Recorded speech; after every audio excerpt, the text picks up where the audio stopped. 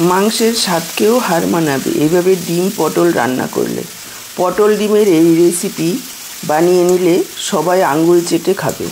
ঝোলের ডিমে ঢুকবে মশলা ঠিক এইভাবে ভাজলে। ডিম কষা ঝোলের ডিমে যদি মশলা না ঢুকে খেতে ফিকে লাগে।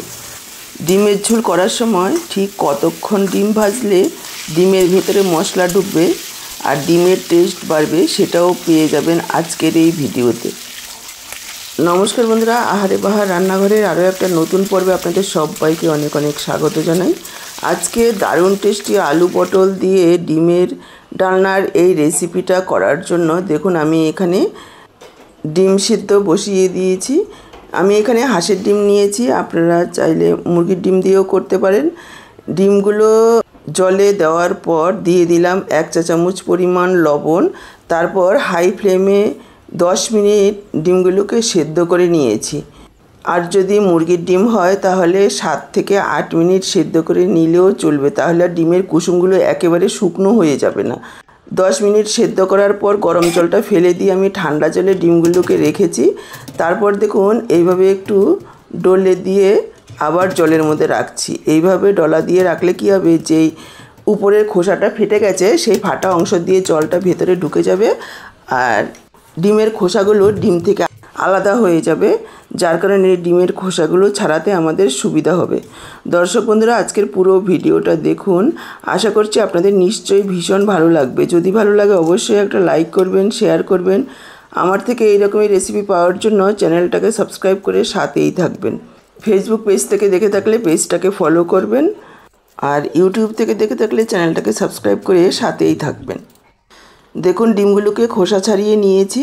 এবার একটা চাকু অথবা চামচের পেছন দিকটা দিয়ে ডিমগুলোকে এইভাবে একটু চিড়ে দেব, তাহলে ডিমের ভেতরে মশলাটা খুব ভালোভাবে ঢুকে যেতে পারবে। চাইলে আপনারা কাঁটা চামচ অথবা টুথপিক দিয়ে একটু ছিদ্রও করে নিতে পারেন। ডিমগুলো চিড়ে নিয়ে এর মধ্যে দিয়ে দিলাম পরিমাণ মতো লবণ, সামান্য একটু হলুদ গুঁড়ো।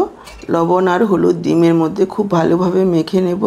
মেখে সাইডে 10 মিনিটের জন্য রেখে দিচ্ছি। আর এদিকে দেখুন নিয়েছি 4 পিস পটল, 2টো আলু, 1টা টমেটো আর 2টো পেঁয়াজ। পটলগুলোকে দেখুন অল্প অল্প খোসা রেখেছি আর অল্প অল্প ছাড়িয়ে নিয়ে এইভাবে ব্যাকা করে কেটেছি। আর আলুগুলোকেও একটু বড় সাইজের টুকরো করে কেটে রেখেছি। আর এদিকে কিছু গুঁড়ো মশলা ভিজিয়ে রেখেছি যাতে মশলাটা ফুলে যায়। এবার গ্যাস অন করে কড়াই বসিয়ে দিয়েছি, তার মধ্যে দিয়ে দিলাম সর্ষের তেল। আজকে রান্নাটা সর্ষের তেলে করলেই বেশি ভালো লাগবে খেতে। আপনারা চাইলে আপনাদের পছন্দ অনুযায়ী রান্নার তেল দিয়ে করতে পারেন।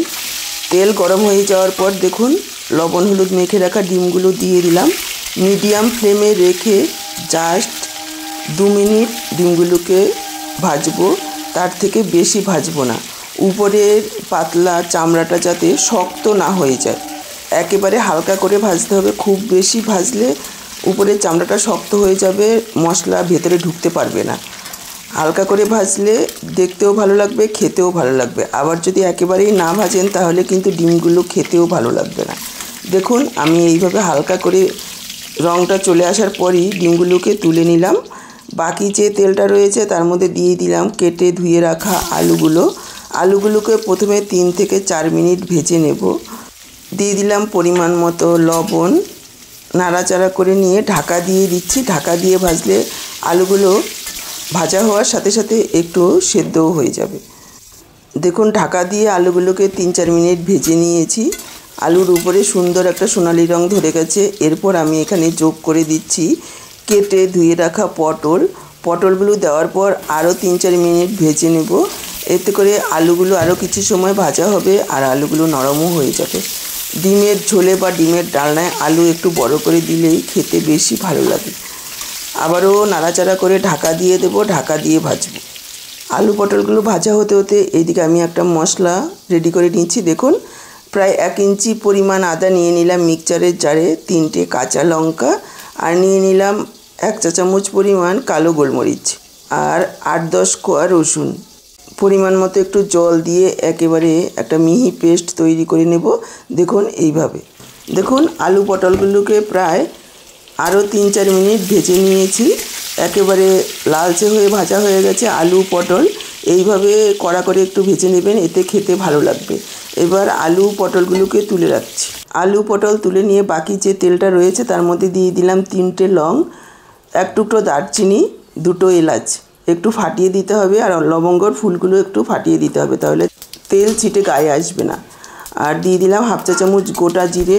লো ফ্লেমে কয়েক সেকেন্ডের জন্য ভেজে নেব, তবে ভেজে একেবারেই কালো করব না। সুন্দর গন্ধ বেরিয়ে গেলে এখানে আমরা যোগ করে দেব কুচনো পেঁয়াজ। পেঁয়াজগুলোকে লালচে করে ভেজে নেব। গ্যাসের ফ্লেমটাকে মিডিয়াম হাইতে রেখে প্রায় 3-4 মিনিট সময় নিয়ে পেঁয়াজগুলোকে হালকা লালচে করে ভেজে নিতে হবে। লাগাতার এইভাবে নাড়াচাড়া করে ভাজবো, তাহলে চারিদিকটায় সমানভাবে ভাজা হবে, একদিকে পুড়ে গিয়ে আরেক দিকে কাঁচা থাকবে না। দেখুন পেঁয়াজগুলোকে লালচে করে ভেজে নিয়েছি। এবার আমি পেস্ট করে রাখা মশলাটা যোগ করে দিলাম। অনেকটাই মশলা লেগেছিল, মিক্সচার জারে একটু জল দিয়ে ধুয়ে দিয়ে দিলাম। কাঁচা গন্ধ যাওয়া পর্যন্ত একটু ভেজে নেব। দেখুন প্রায় 1-1.5 মিনিট সময় নিয়ে আদা কাঁচা লঙ্কাটাকেও ভেজে নিয়েছি। এবার আমি যোগ করে দিলাম একটা ভেজানো মশলা। গুঁড়ো মশলাটাকে এইভাবে ভিজিয়ে রেখেছি, কারণ তাহলে মশলাগুলো ফুলে যাবে, ঝোলের রঙটাও ভালো হবে আর খেতেও ভালো লাগবে। মশলাটা নাড়াচাড়া করে মিশিয়ে নিয়ে আমি যোগ করে দিলাম টমেটো। এখানে আমি কি মশলা যোগ করব ভিডিওটা দেখতে দেখতেই পেয়ে যাবেন। আর তার মধ্যে দিয়ে দিলাম পরিমাণ মতো লবণ। লবণটা দিয়ে নাড়াচাড়া করে ঢাকা দিয়ে দেব। ঢাকা দিয়ে আরও 3-4 মিনিট ভালোভাবে মশলাটাকে কষিয়ে নেব মিডিয়াম ফ্লেমে রেখে। দেখুন ঢাকা দিয়ে আরও 3-4 মিনিট মশলাটাকে কষিয়ে নিয়েছি। দেখেই বুঝতে পারছেন মশলা তেল ছাড়তে শুরু করেছে আর কালারটাও পুরোপুরি চেঞ্জ হয়ে গেছে। আরও 1-1.5 মিনিট ঢাকা খোলা অবস্থায় নাড়াচাড়া করে নেব। আরও 1-1.5 মিনিট ঢাকা খোলা অবস্থায় নাড়াচাড়া করে নিয়ে এখানে আমি যোগ করে দিলাম ভেজে রাখা আলু আর পটল।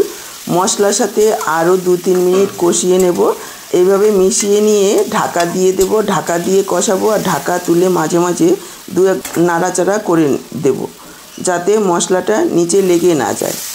মশলাটা এভাবে নাড়াচাড়া করতে করতে যদি মনে হয় একেবারে শুকনো হয়ে গেছে, তখন এখানে যোগ করে দিতে হবে অল্প পরিমাণে একটু জল, তারপর ঢাকা দিয়ে দিতে হবে, এতে করে আর মশলাটা নিচে পুড়ে যাবে না। দেখুন ঢাকা দিয়ে আরও 2-3 মিনিট মশলাটাকে কষিয়ে নিয়েছি। এবার আমি যোগ করে দেবো জল। জলের পরিমাণ আপনারা যতটা ঝোল রাখতে চান সেই পরিমাণ বুঝেই যোগ করবেন। আমি এখানে আলু পটলগুলো যাতে ডুবে যায় সেই পরিমাণ বুঝেই জলটা দিয়েছি। তার থেকে একটু বেশি পরিমাণে দিতে হবে, যেহেতু আলু পটলগুলো সেদ্ধ হতেও একটু সময় লাগবে। মিশিয়ে নিয়ে ঢাকা দিয়ে দেব। ঢাকা দিয়ে প্রায় 5-6 মিনিট রান্না করে নেব।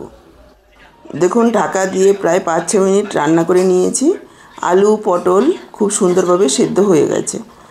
এবার আমি যোগ করে দেব ভেজে রাখা ডিমগুলো। দিয়ে দিচ্ছি পরিমাণ মতো একটু লবণ, আমার মনে হচ্ছে এখানে আরেকটু লবণ লাগবে। দিয়ে দিচ্ছি 1/2 চা চামচ গরম মশলার গুঁড়ো। এবার ঢাকা দিয়ে আরও 3-4 মিনিট রান্না করে নিতে হবে। এই সময়ে দেখে নিন যে গুঁড়ো মশলাটা আমি যোগ করেছি, একেবারে ঘরোয়া বেসিক মশলা। 1 চা চামচ ধনের গুঁড়ো, 1 চা চামচ জিরের গুঁড়ো, 1/2 চা চামচ হলুদ গুঁড়ো, 1/2 চা চামচ লাল লঙ্কার গুঁড়ো, 1.5 চা চামচ কাশ্মীরি লাল লঙ্কার গুঁড়ো। কাশ্মীরি লাল লঙ্কার গুঁড়োটা পুরোপুরি অপশনাল, আপনারা চাইলে নাও দিতে পারেন। এবার একটু জল দিয়ে মশলাটাকে ভিজিয়ে রেখেছি, সেই মশলাটাই আমি এখানে যোগ করেছি। দেখুন 3-4 মিনিট রান্না করে নেওয়ার পর আমি গ্যাসটাকে অফ করে দিয়ে 5 মিনিট স্ট্যান্ডিং টাইমে রেখেছি। একেবারে তৈরি হয়ে গেছে আলু পটল দিয়ে দুর্দান্ত স্বাদের ডিমের ডালনা। আমি পরিবেশন করে দিয়েছি। এটা গরম ভাত, রুটি, লুচি, পরোটা সব কিছুর সাথেই অসাধারণ লাগবে। তাহলে আজকে এই পর্যন্ত, আবার দেখা হবে নতুন কোনো রেসিপির সাথে। সবাই ভালো থাকুন, সুস্থ থাকুন। আপনাদের সবার সুস্থতা কামনা করে এখানেই শেষ করছি। সবাইকে অসংখ্য ধন্যবাদ।